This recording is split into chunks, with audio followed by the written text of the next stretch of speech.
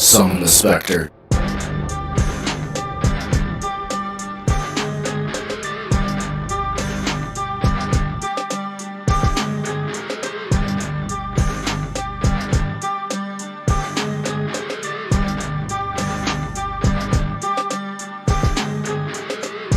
Ladies and gentlemen,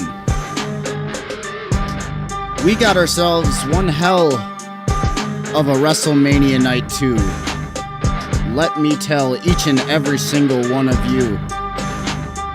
Tonight actually felt Summon the Spectre.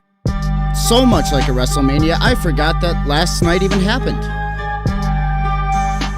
And we are actually going to talk about all of that right here on the Spectreverse podcast. Thank you guys for joining in on this Sunday evening, wherever you may be watching or listening from. Welcome to the Spectreverse.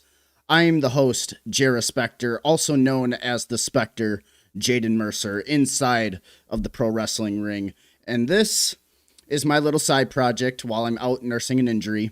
So thank you guys for tuning in and listening for tonight's Night 2 post show as far as WrestleMania goes. Talk about a night and day difference between Night 1 and Night 2. Night 2 tonight blew out Night 1. It's like they were two completely different shows ran by two completely different entities. Tonight we had matches that had some length, and the ones that were shorter, without a shadow of a doubt, they produced and delivered what they needed to do. Roman Reigns is our brand new World Heavyweight Championship in what I think is already the best match of 2026 for both AEW and WWE. That's just my personal opinion. You can yell at me in the chat if you want. If there's a match I completely forgot, please let me know. I might end up changing my mind. But just off of instant reaction, tonight's main event so far for 2026 is match of the year between Roman Reigns and CM Punk. They delivered a masterclass of simplicity, good storytelling, and execution. What they did tonight wasn't by any stretch of the imagination stuff that we've never seen before. It's how they structured the match and they told the story throughout said match, and it was done to perfection. They had me on the edge of my seat as just a wrestling fan and also as a wrestler who can kind of anticipate what's going to happen before it happens just because been there, done it. But they had me on the edge of my seat tonight. And kudos to Reigns and CM Punk. And also, I want to know who produced that match, because that was done perfectly. Perfectly. And we'll touch more on the nitty-gritty details as this post-show continues. Oba Femi and Brock Lesnar did not disappoint in the slightest. The match was short, sweet, and yet super, super effective. Oba Femi is the next big thing, without a shadow of a doubt in anybody's mind. And then on top of that, the shocking retirement of Brock Lesnar. Brock Lesnar. I know a lot of people, especially if you take back 5, 8, 10 years ago, we gave Brock a lot of shit. That he can't wrestle. Oh, geez. Sorry about that. That he can't wrestle. And that it's the same shit, different match. All of that fun stuff. All he does is suplexes and F5s. We hear all of that. But deep down inside of the true fan, although it is simple, you look at a guy like Brock, and that's what you should expect. And when he does something crazy, it blows your mind. Brock Lesnar is an outlier on this planet. You look at your average Joe, or even, hell, your average regular athlete, and he blows everyone out of the water just by how freakishly strong he is, how fast he is. And hell, even at the age that he's at, he still delivers when it counts. And I will say, it was very much a sad scene tonight watching Brock tearing up in the middle of that ring after that match with Oba Femi, embracing the hug with Paul Heyman as he leaves his gloves and boots inside that ring, and as he says goodbye, what I presume to be goodbye to the WWE fans. Now, granted, we will find out here within the next few days, I would presume, hell, probably even tomorrow, if that was officially his retirement. But all eyes are indicating that, yes, Brock is done. I think he's been there. He's done it. He is an NCAA heavyweight champion. He is a UFC champion. Multi-WWE champion. The man beat The Undertaker's streak at WrestleMania. He has nothing left to prove. What he did with Oba tonight was the perfect execution of building and putting over the next generation of talent. Oba Femi is going to be the new Brock Lesnar. And Oba is so over right now. And Brock helped elevate him. So shout out to Brock Lesnar. Shout out to Oba Femi. The match was so short, so sweet, and so effective. You don't get a single complaint from me. We even had a great ladder match tonight. You want to talk about fun, exciting, unique spots for 6 people in a ladder match on WrestleMania? All participants involved, Javon Evans, Penta, Jade, hell. He was one of the unsung heroes. Rey Mysterio, Rusev, Dragon Lee. All 6 competitors showed up and they showed out. And honestly, I knew that match was going to be good just off of what we were given on paper. And they killed it. They killed it. That's going to be the reoccurring theme of tonight's show, is everybody in the ring killed it tonight.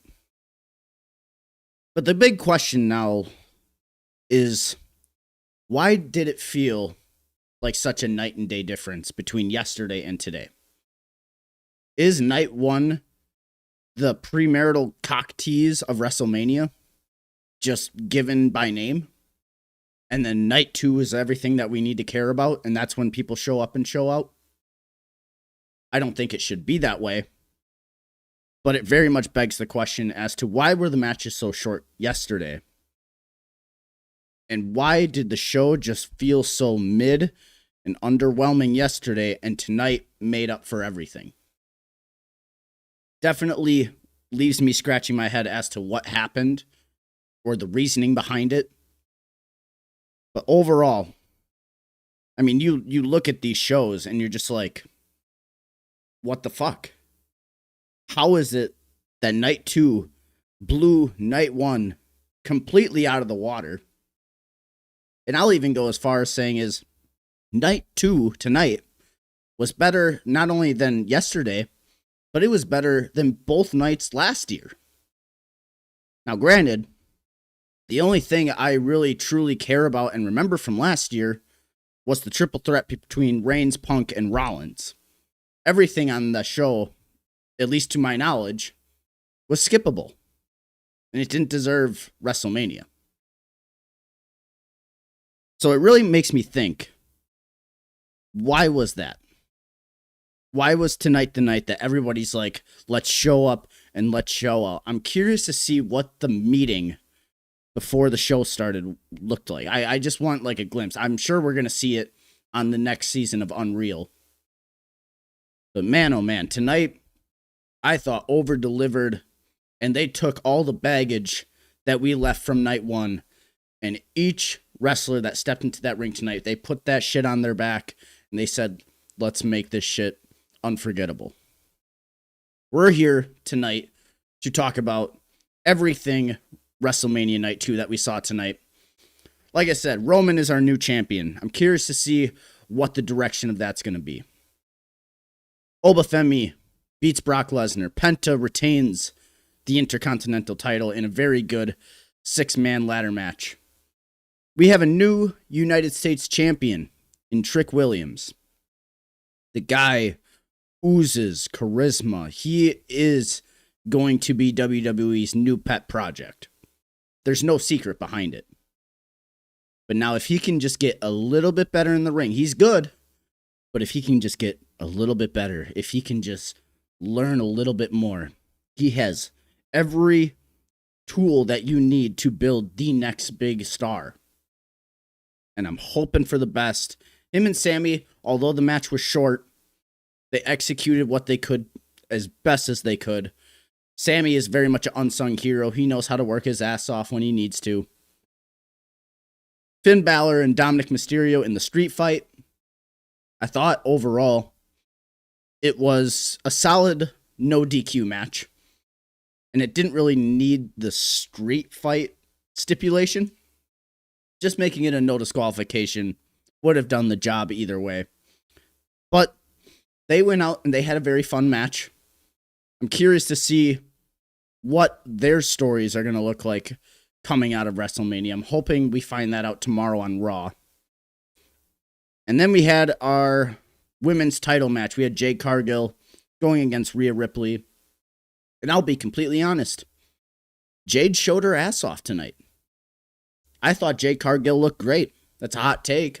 I know she's not the greatest in the world, but she did very, very well with Rhea Ripley. And I'm glad that they integrated Io Sky into the mix. You knew something was going to happen as soon as Michin and BFAB came out. But we got a new women's world champ in Rhea Ripley. And then, like I said, CM Punk and Roman Reigns. By God. By God. They delivered an instant classic to make up for the stinker that was night one.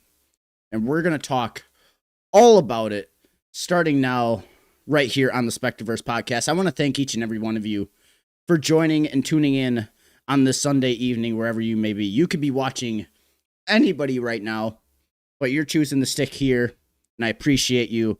And because of that, I'm going to ask you to please hit that subscribe button and please turn on the notifications. If you love pro wrestling, this channel is going to be for you.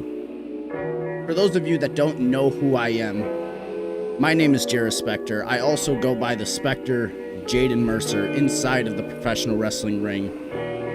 My story as to why I'm doing this, I'm currently out with a knee injury. I tore my ACL last year, and I needed something to keep me occupied during the rehab and the recovery.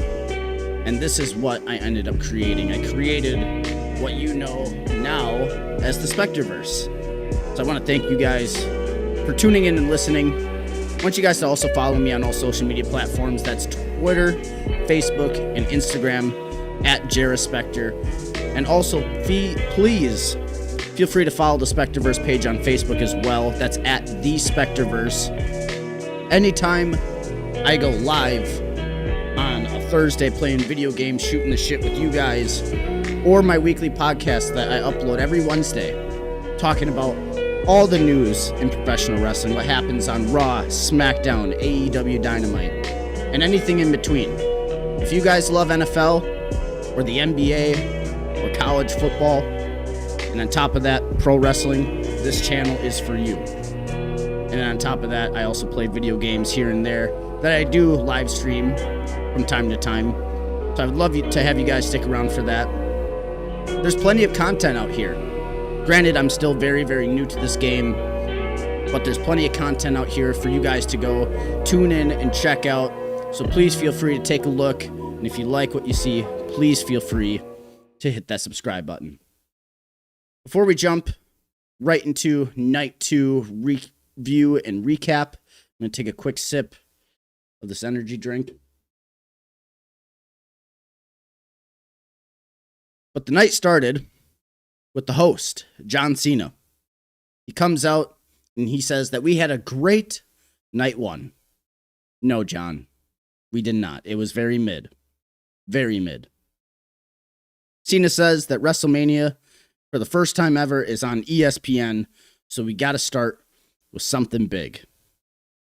Camera then pans to the Titantron, and it shows the graphic crumbling below, and the new graphic of the blue outlines cover the Titantron. And that leads right into our very first match. We have Oba Femi versus Brock Lesnar. Oba's music hit, and man, oh man, the crowd popped. The Oba chant started. He is so stinking over.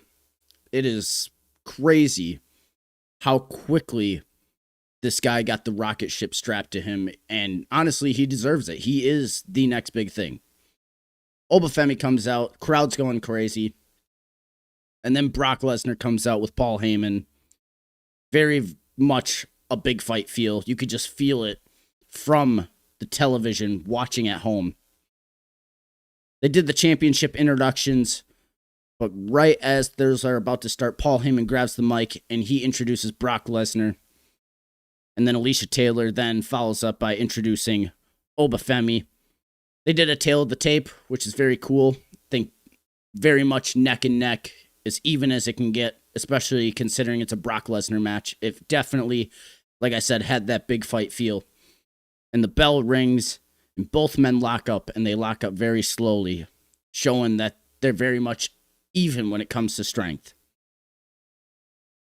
Brock picks up Oba Femi after the second lockup, and he powers him to the corner, gives him some quick shoulders to the gut, but Oba immediately pops him off and shoves him down, and the crowd goes crazy.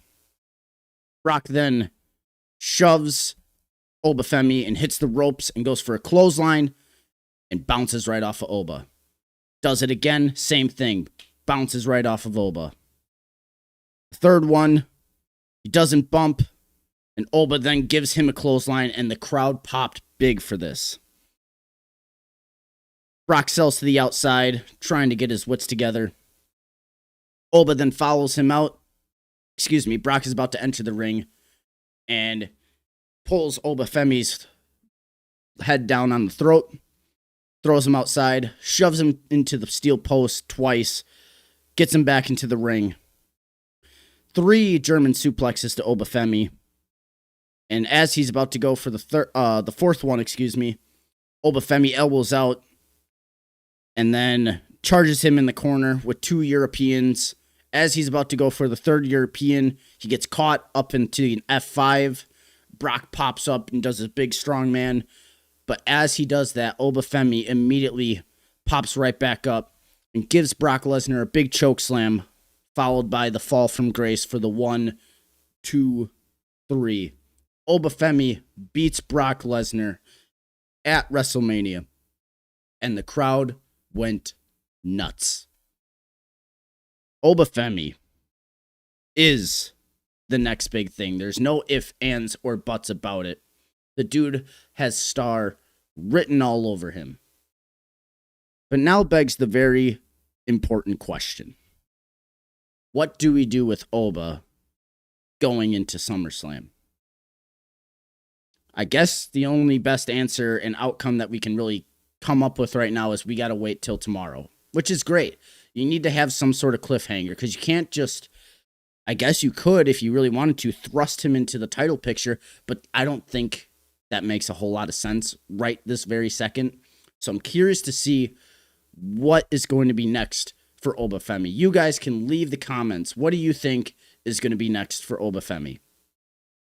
But after the match, and Oba leaves, Brock Lesnar is sitting in the ring, and the crowd is giving him a nice round of applause. And he slowly starts taking off his gloves, and then he starts untying his boots, and the crowd pops crazy for this because nobody was expecting this. And as he's unlacing his boots, you can see on his face, he is visibly crying. He can't hold back the emotion anymore. And that definitely tugged the heartstrings. I know for me personally. Paul Heyman then gets into the ring after Brock takes off his boots and his gloves. And those two embrace with a nice hug that the crowd popped big for.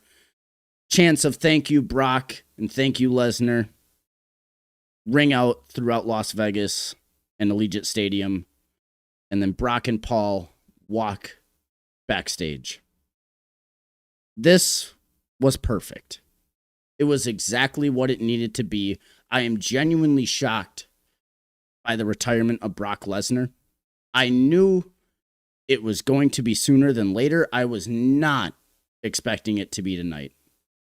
So I'm curious to see either tomorrow or within the next couple of days of getting the official announcement, or are they going to save him for Gunther at SummerSlam, which I know there's been a couple different reports going out.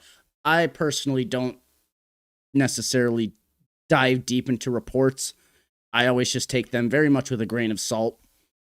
Sometimes just because I know for a fact that a lot of these reports in the dirt sheets tend to be wrong, but at the same time, they tend to spoil things. Me personally, I just could give a rat's ass about that. The next match we got was the 6-man ladder match for the Men's Intercontinental Championship. We had Penta versus Javon Evans versus JD McDonagh versus Rey Mysterio versus Rusev versus Dragon Lee. This match was chaos, and it was awesome. Every individual in this match got a chance to shine. They got their big moment, and it was super, super cool. Start coming out of commercial break. Rusev, Dragon Lee, and JD did not get any WrestleMania entrances. They were already in the ring. Rey Mysterio comes out, and he's got on some Deadpool-inspired gear. I was curious to see, and it took me a second to figure out what he was dressed as, but as soon as I saw the belt on Rey, I was like, Deadpool. Got it. Javon Evans then comes out, and he makes his entrance.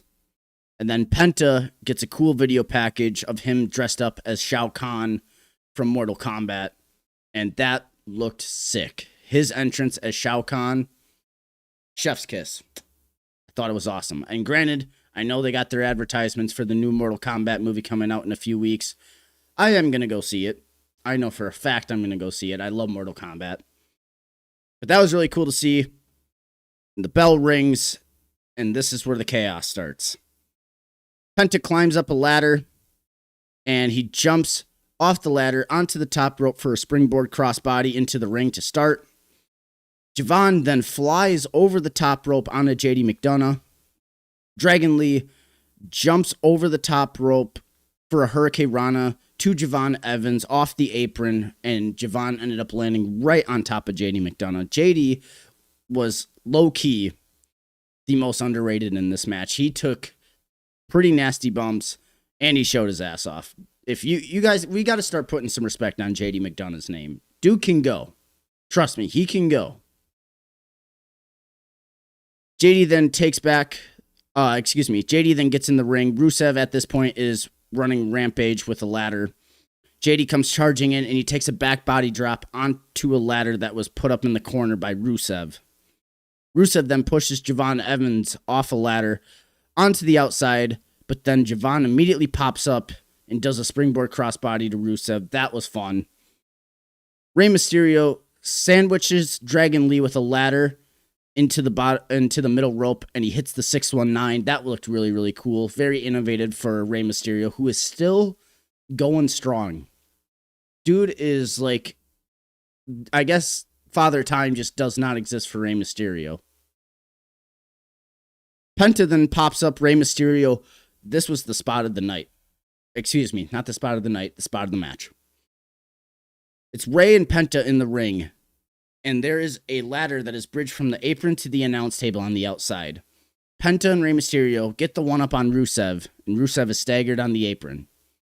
Rey Mysterio hits the ropes, and Penta pops him up over his head, and Rey Mysterio hits a sit-out senton onto Rusev through the bridge ladder. That spot was sick. After that, there was a Styles Clash to Rey by Dragon Lee. At that point, Dragon Lee starts climbing the ladder, but JD meets him up there and does a Spanish fly off the ladder. Then JD starts climbing the ladder and meets Penta up there. And then Penta knocks JD onto another bridge ladder that was now bridged between the second rope and the ladder. And he hits a Mexican destroyer onto the ladder. That looked killer. Absolutely killer. Javon then climbs the ladder, But Rusev knocks down the ladder as Javon Evans is hanging from the beam in the middle of the ring that the title is on. And he pulls down Javon Evans. But then Javon pops back in and he hits an OG cutter to Rusev off as Rusev was climbing up the ladder, which looked awesome. Got huge holy shit chants. And then this leads to the finish of the match. Penta hits a Mexican Destroyer on Javon Evans. He climbs the ladder and retains the Intercontinental Championship. This match was awesome. Just needless to say, this match had all the big high spots, the craziness that we expect from a WrestleMania ladder match. Very, very well done. 8 out of 10. And same with Oba and Brock. I totally forgot. I rated that one an 8 out of 10 as well. It was short, sweet, to the point. Before we hop into the next match, I'm going to take another sip of this. I want to thank you guys once again for joining. Gotta love energy drinks this late at night. The next match we got was Sami Zayn and Trick Williams for the United States Championship. Sami makes his entrance first, and he gets rained down with boos. And rightfully so. Little Yachty then comes out, and he's the one that brings out Trick Williams. Trick gets a massive whoop that trick chant for his entrance. And then as he's walking down the ramp, you just see that his coat was pretty much the length of the ramp. And I saw people that were on Twitter making jokes about it.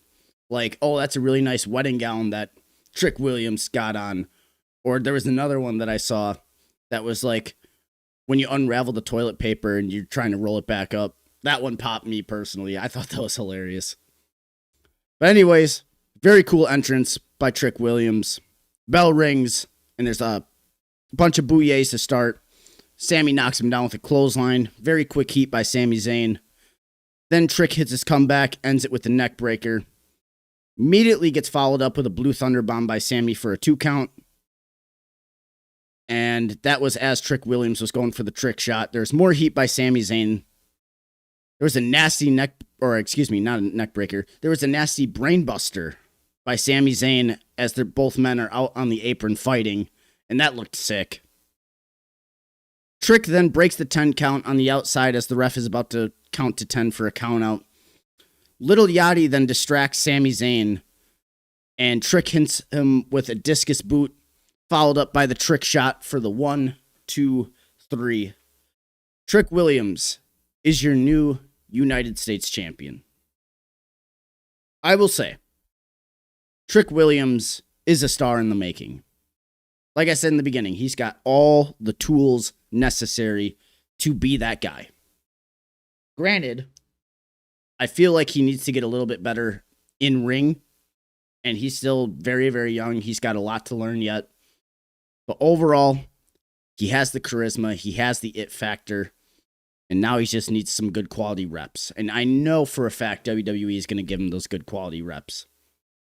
But we got a new United States champion. What does this mean for Sami Zayn? I don't necessarily know, if I'm being completely honest. I don't know where we go with Sami. Does Sami finally fully go heel? Does he finally listen to Aleister Black? I'm not sure where this leads Sami Zayn. The one critique I do have of this match was I wish, and like the majority of last night's, where I wish this went longer, and I wish that Carmelo Hayes was integrated in this in some way, shape, or form. This would have took the 6.5 out of 10 match that these guys did have. And like I said, it wasn't a bad match. Both men did great. But it would have taken that 6.5 and honestly probably could have bumped it up to a 7.5 by just adding Carmelo Hayes. And you know for a fact, Sami knows how to ball. Melo proves that he knows how to ball. And then Trick, being the star in the making, you know for a fact when it comes time to put on a good match, he can. Now just imagine if we would have gotten that triple threat. I don't know. Me personally, I just did not agree with having Carmelo Hayes off the show.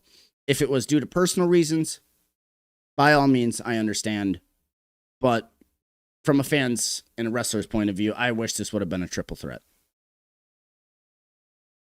Next match we got was a street fight between Dominik Mysterio and the Demon Finn Balor. Dominik comes out with an army of lucha extras wearing the all-white lucha masks as Dom is rolled out onto this throne, this like lucha-looking throne. And it was very, very cool. Then we get the grandiose demon entrance. And by God, the demon entrance never, ever disappoints. Demon came out, looked badass as ever. And then the bell rings. And Finn Balor runs wild on Dominik Mysterio. Excuse me. Finn grabs a kendo stick after running Rampage. And he smacks Dominik Mysterio with it. Dominik then hits a dive onto Finn Balor after Finn tries to grab a table from underneath the ring and lights him up with that same kendo stick and a chair as well. Dominik then sets up two chairs facing each other and goes for the Three Amigos, but Finn Balor reverses it and slams Dominik stomach first onto the chair, followed up by a nice sling blade. At that point, he goes for the two shotgun drop kicks, but then Dominik cuts him off, hits the 619 and a frog splash for a 1 count, which got a mild pop, to say the least. Dominik then sets up a... Actually, excuse me. After the 619, 1 count. Then Finn Balor gets the 1-up again, goes for the coup de grace, but misses, and then eats a chair immediately from Dominik Mysterio. Dom then sets a table up in the corner, and Finn Balor hits another sling blade. Finn goes for another shotgun dropkick into the table, but misses, and then immediately gets eaten with a chair and thrown into said table. Dominik then wedges a chair into Finn Balor, hits another 619 and a frog splash for a close near fall. Dominik goes rampant with chair shots to the back of Finn Balor, and he sets up another table. Then Finn Balor gets the 1-up and does rapid chair shots to Dominik, followed by another shotgun dropkick while the chair was squeezed over the top of Dom, which looked cool, followed up by a coup de grace through the table to Dominik Mysterio for the 1, 2, 3. The Demon finally gets a win after what feels to be years of the Demon getting buried. The Demon finally gets a win against Dominik Mysterio at WrestleMania. Now, what does this mean exactly for both men? Does this mean that the Judgment Day storyline is finally done, settled, no need to revisit it? I genuinely don't know. I would love, in a sense, for it to continue, just because the history and how many years that Finn was in the Judgment Day, I want to see that story paid off in a little bit of a bigger way. But considering the direction of both competitors, it's kind of hard to tell. So I could see them not continuing this and both men just going their separate ways after this. But I guess we're going to have to wait and see until tomorrow at Raw, if they even mention any sort of it. The next match we had was the women's world title match. We had Jade Cargill versus Rhea Ripley. Jade makes her entrance first, and then followed out by Rhea, who is wearing all white gear. Jade takes over very early after the bell rings with a shoulder tackle and a body slam. Rhea then gets some offense in, but immediately gets cut right back down by Jade, leading to some heat. Blue Thunderbomb to Rhea for a 2 count. Rhea swings and gets caught into a crossface, but Rhea powers her up and delivers a kick. This leads to some booyahs, leading to Jade getting thrown down out of it and right into a spine buster from Jade to Rhea Ripley for a very close 2 count. That spine buster looked very good, so kudos to Jade for that. Jade then goes for Jaded, but gets rolled up by Rhea, followed up by a Shining Wizard. Rhea then is about to set up Razor's Edge to Jade Cargill, And that's when Michin and B-Fab storm ringside area as the referees distracted. I believe B-Fab was the one that pulled Jade off while Michin was distracting. Rhea knocks down B-Fab, and then Michin pops up on the apron and gets involved. Ends up leading to Jade Cargill hitting the one-winged angel, Kenny Omega's finish, and they called it the Sandstorm for a 2 count. Now, as I'm watching that, I'm go, damn, that's how we're going to treat the one-winged angel? That's just kind of crazy to me. I don't know about you guys, but that's kind of crazy. Rhea then goes for a riptide, but eats a pump kick from Jade. Jade goes up for Jaded one more time. Rhea slithers out and hits riptide for the 1, 2, 3. Rhea Ripley is the new Women's World Champion.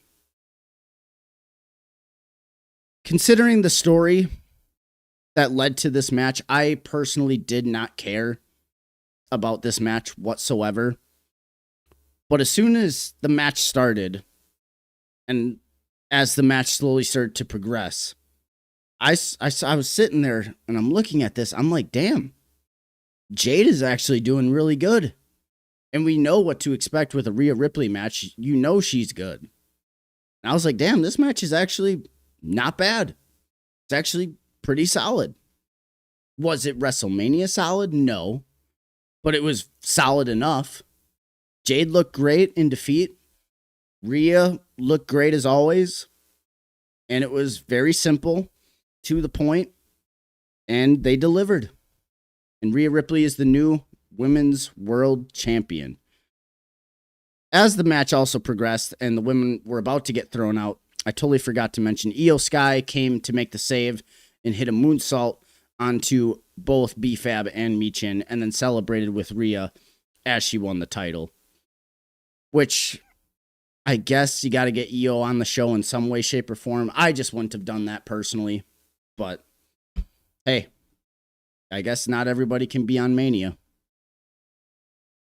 John Cena then comes out again and announces the night 2 attendance of 55,255 people, which overall then for 2 nights, according to their numbers, was 106,072. At that point, John Cena says that includes his time as the host, but immediately gets interrupted by The Miz and Kit Wilson. Miz says he's the new locker room leader and says he will not leave until he gets his WrestleMania moment. At that point, Danhausen's music hits, and the crowd popped pretty big for this. I love Danhausen, by the way. All of a sudden, camera pans to the stage, and you see a bunch of little people dressed up as Danhausen, and they're doing the dance that the women did for his debut. And Michael Cole called them midgets, and I said, whoa. And he's like, no, that's what they told me to call them. They're the Danhausen midgets. And I went, are you kidding me? I'm like, that's crazy work. But either way, Danhausen rides down on what looks to be the Danhausen mobile, along with the little people following behind him. And they line up in the ring across from the Miz and Kit Wilson. And Danhausen says he's finally on WrestleMania Hausen.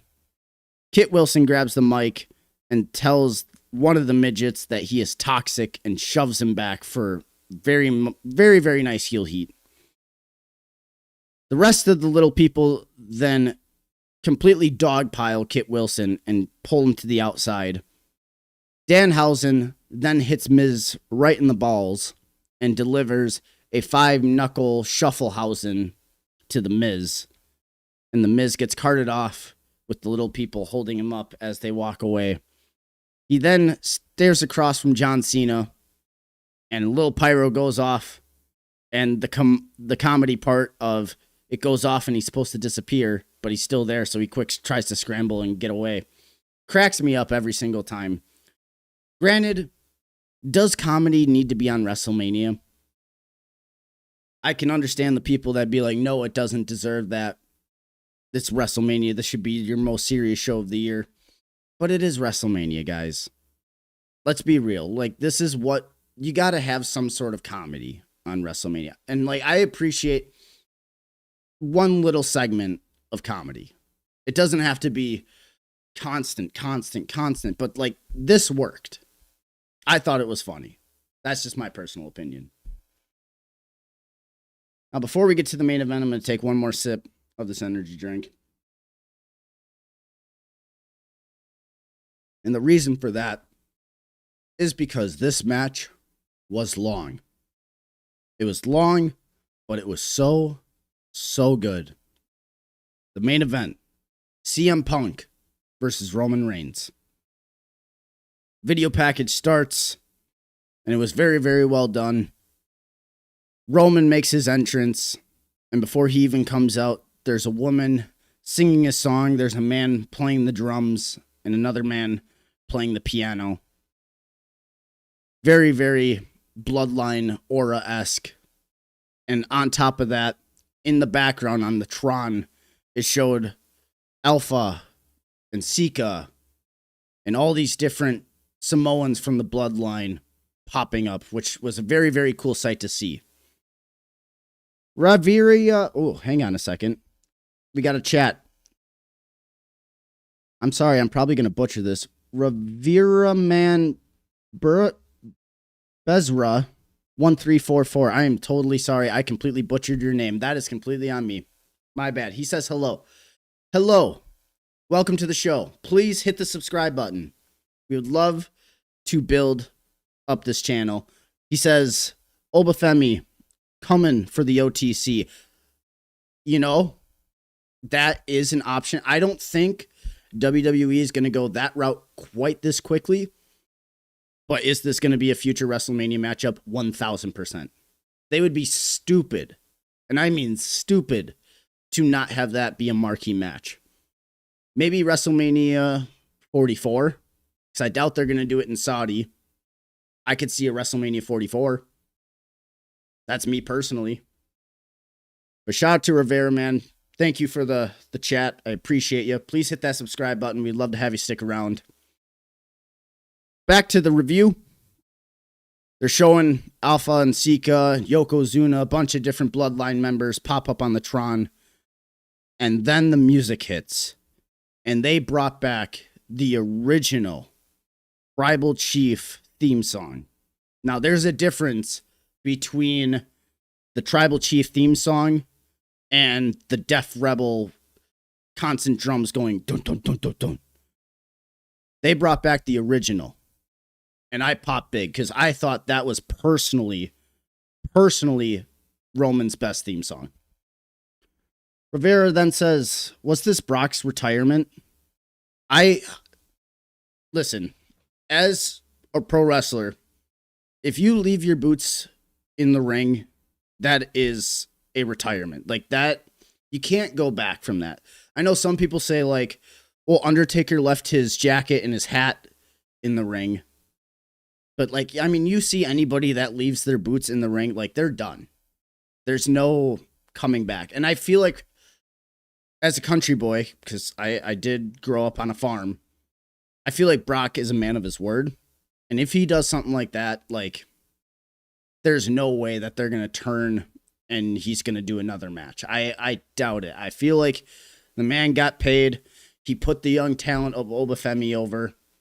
So Brock literally has nothing left to prove.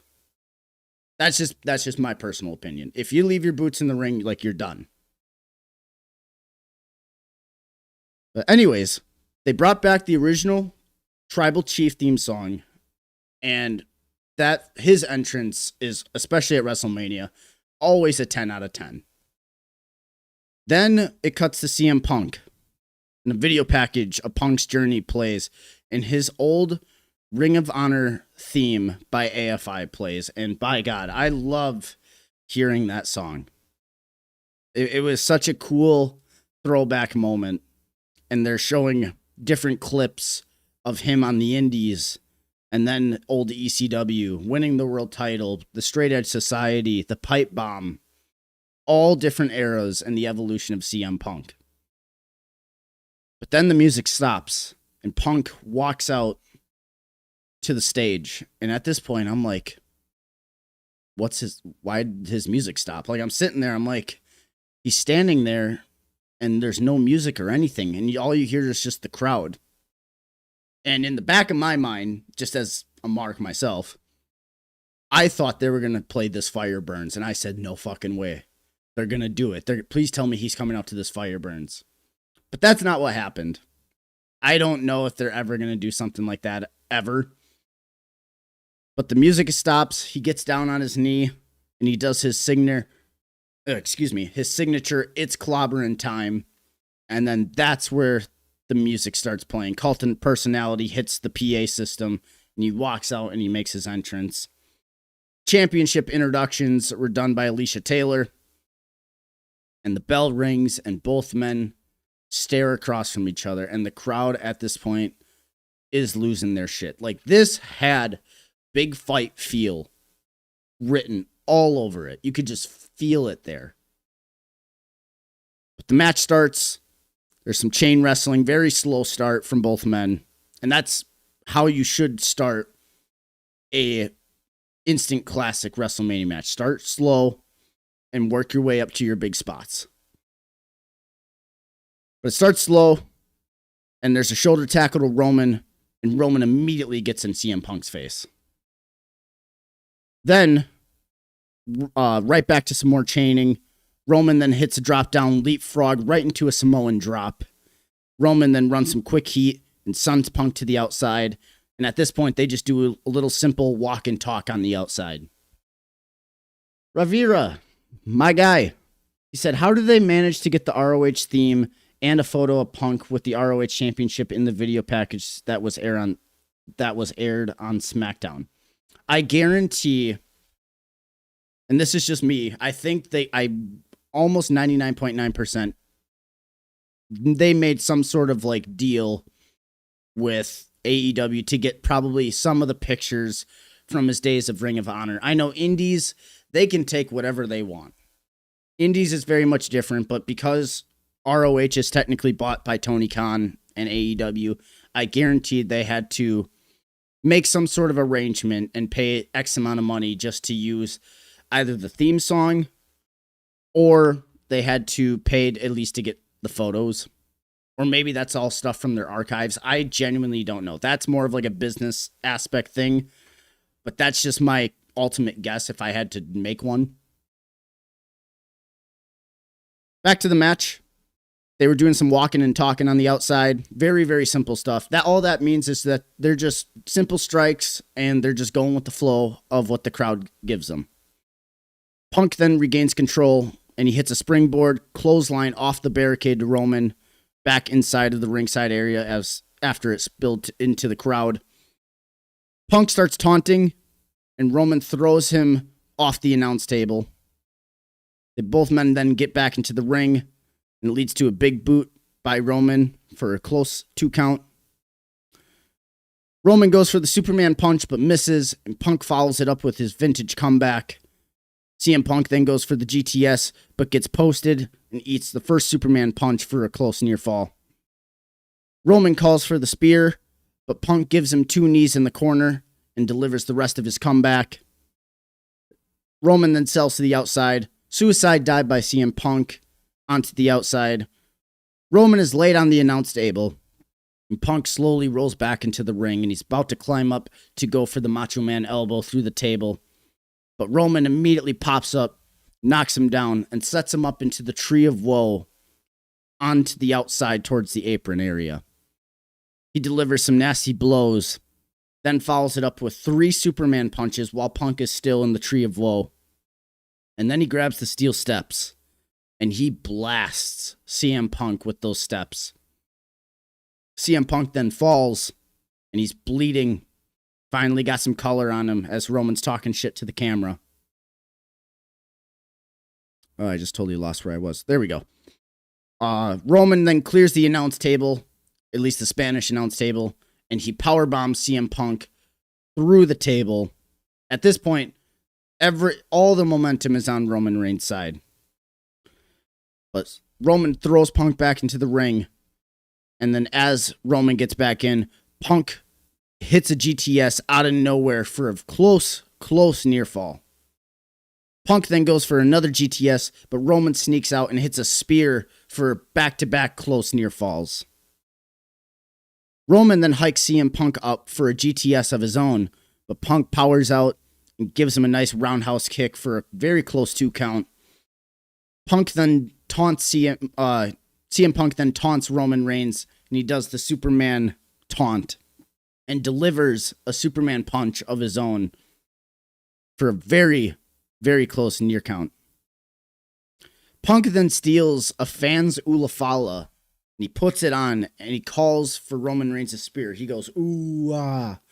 And as he charges in for the spear, Roman catches him right into a guillotine, and he's chucking him around, not necessarily on the ground, but he's standing up and just ringing him back and forth. And as he rings him back, Punk slides through for a quick schoolboy 1-2 kick out.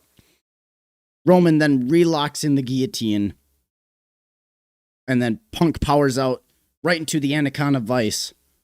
But then Roman relocks in the guillotine one more time. Punk powers out and gets into a sharpshooter. He's about to lock it in. Roman keeps giving him boots to the face, locks back in the guillotine one more time. And at this point, I'm like, is this how it's going to end? Nope. Punk flips over the top. 1-2 kick out. And then as he does that, it immediately gets followed up by a double line. Both men are down. Both men can breathe. The crowd at this point is going crazy. Both men sell to their knees, and they give some booyahs to each other, and both men are selling their asses off in this. Booyah, booyah. And each punch, each knee that gets delivered, both men are selling it more and more, and they both end up crumbling back to their knees. Punk then takes off his wrist tape. He's unwinding it from his hands, and he chucks it at Roman. The ref sees this, and he's like, what the fuck? And he goes, he picks it up, and as he's about to throw it out, with the ref's backs to turn, low blow to Roman Reigns. And he hikes him up. GTS, 1, 2, 2.9. Roman kicks out of the G. I thought that was it. I genuinely thought that was it.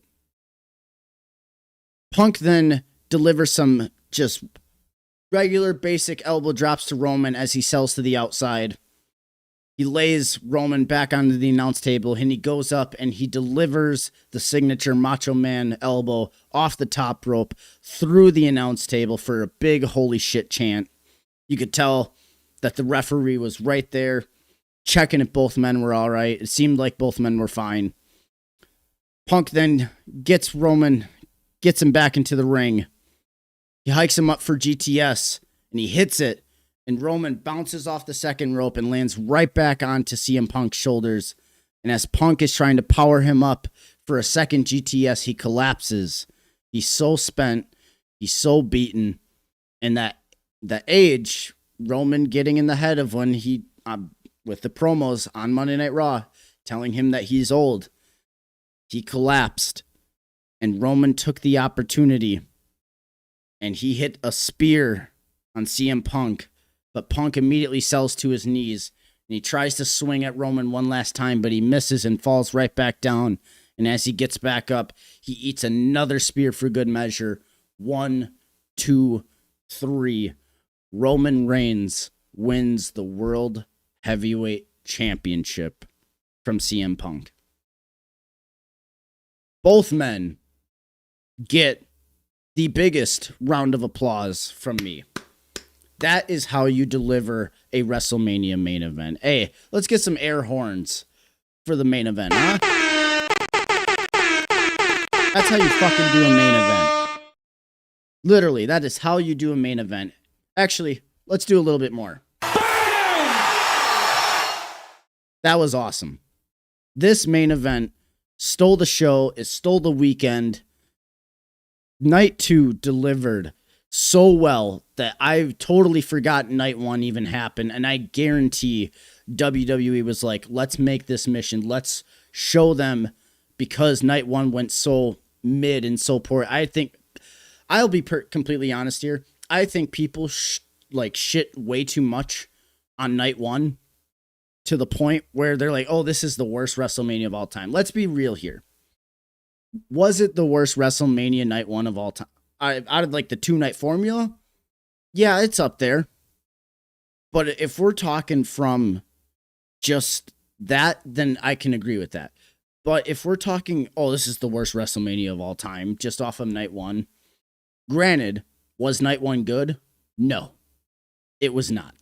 It was not good. It was very mid, and a lot of it had to do with the commercials and the lack of length on the matches. The matches themselves were solid. They were solid for a Monday Night Raw or a Saturday night's main event. But as far as living up to the WrestleMania name, it was mid, and rightfully so. But these guys on night two, Roman Reigns and CM Punk, stole the fucking show. They delivered big time. And Roman is our new World Heavyweight Champion. What does this mean going into the rest of the summer months? I think the rumors are true that we are going to see Roman Reigns versus Gunther at SummerSlam, if this is the direction that it's leaning towards. I do believe those reports. I think we are going to see Gunther versus Roman Reigns for SummerSlam. Seth Rollins is going to have his hands full with Braun Breaker now that he's fully cleared and back. Curious to see if they're going to continue this this Cody Rhodes and Randy Orton storyline by themselves. I think it deserves to be by themselves. Let's not have any more celebrity fucking garbage. Let's just have them go out there and be pro wrestlers and tell pro wrestling stories. But man, night two over-delivered, and they took all the baggage from night one. They put it on their backs, and they said, let's fucking show them. And by God, they gave us some banger matches and a main event that we aren't going to forget anytime soon. But that concludes our post-show for WrestleMania 42. If you guys still want to sit around and chat and want to hang out, ask me a couple more questions, the floor is completely yours. And I'm going to give you guys all the opportunity in the world now to do all of that. So if there's any more questions and any other thoughts and opinions you have on the show, please put them in the chat right now. Let's hang out a little bit. Let's shoot the shit. Let's have some fun. And if you guys appreciated what you saw tonight, please give this video a like, hit the subscribe button, turn on the bell for notifications. Feel free to follow me on all social media platforms, Twitter, Instagram, and Facebook, at JRespector. Facebook, you can also search up Jade Mercer. That is me. That is the wrestler persona that I play. If you guys want to actually hear a little bit of the creation and concept that I came up with the Spectre character, there is a video for that. It is episode 12 of the Spectreverse podcast. I would love for you guys to go ahead and check that out. We're getting close to getting fully cleared to return to the ring. I'm assuming it's going to be sometime within the next couple of months, hell, maybe even couple of weeks. And I would love for you guys to come check out some of my wrestling stuff. I do have a pro wrestling YouTube page as well, and that is Jade Mercer. You can look me up on YouTube and check out some of my matches. Always greatly appreciated. Well, let's take it over to the chat. Is there any other thoughts and opinions you guys have from tonight's show? Like I said numerous times, I thought tonight absolutely smoked it. But if you guys want to ask me anything about whether it was about tonight's show, whether it's just about me personally, it can be about NFL, NBA, college football, video games, pro wrestling, anything you want to talk about, floor is yours. So I'll let you guys take it away from here.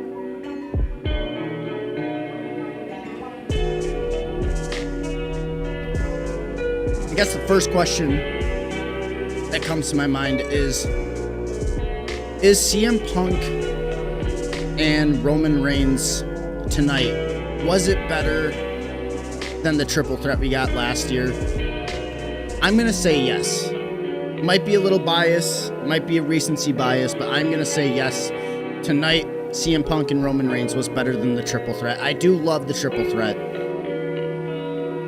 But I think as of tonight, like, both men killed it. Absolutely killed it. Any other chats? I'm going to wait a little bit longer, see if there's any other thoughts, opinions, any chats that you guys want to have before I wrap this thing up and get on my merry way.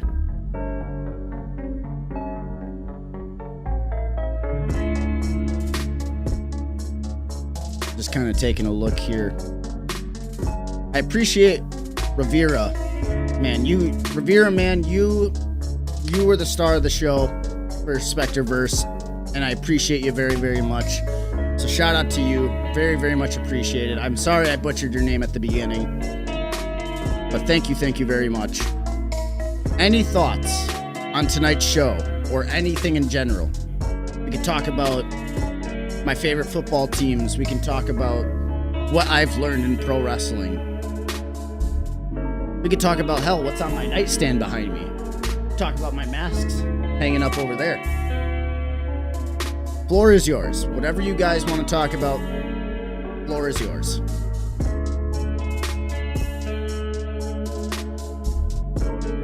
I will say I am genuinely shocked about the Brock Lesnar retirement. That was pretty crazy.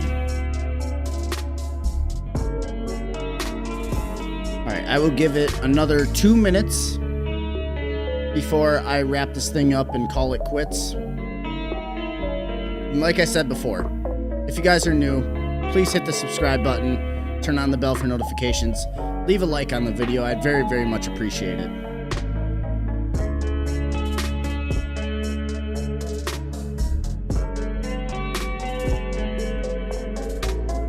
All right.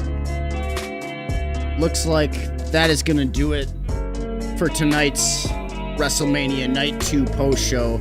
Thank you guys very, very much for sticking around, hanging out with me.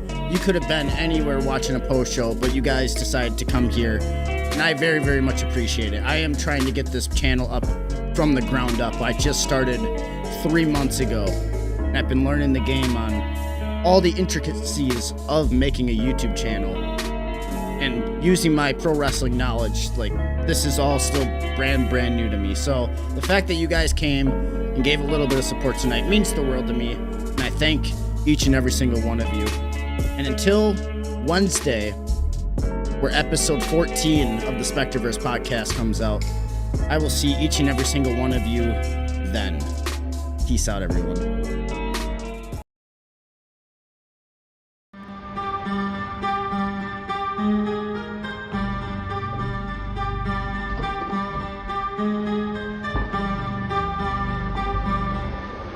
Summon the Spectre.